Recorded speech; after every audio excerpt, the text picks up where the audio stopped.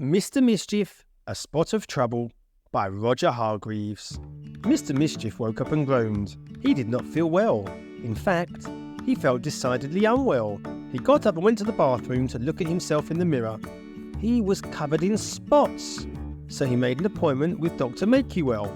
"You've got measles," said the doctor, "and the best thing you can do is go home to bed and stay there for a week." Mr. Mischief's face fell.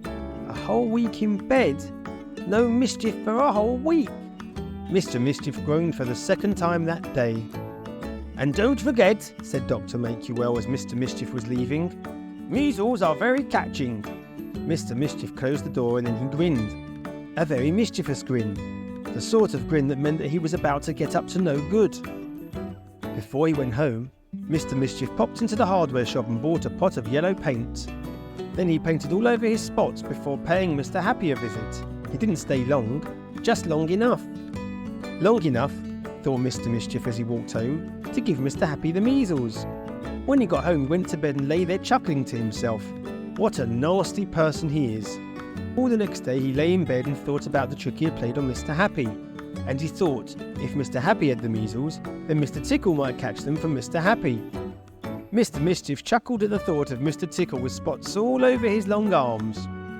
And Mr. Nosy might catch the measles from Mr. Tickle. And he chuckled at the thought of Mr. Nosy with a spotty nose. And he chuckled at the thought of Mr. Tall with spotty legs. And Mr. Wrong, who would probably have blue spots because he gets everything wrong. And little Miss Tiny would only have room for one spot on her body. "This will keep me happy all week long," chuckled Mr. Mischief to himself. Just then there was a knock at the door. Mr. Mischief struggled out of bed and answered it. "Hello," said Mr. Happy.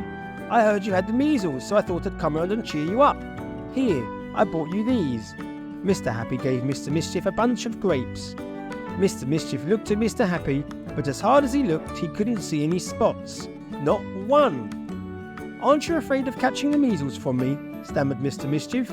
"Of course not," said Mr. Happy. "I've already had them, and as you know, you can only get measles once." Mr. Mischief's face fell and he groaned again. "What's wrong?" asked Mr. Happy.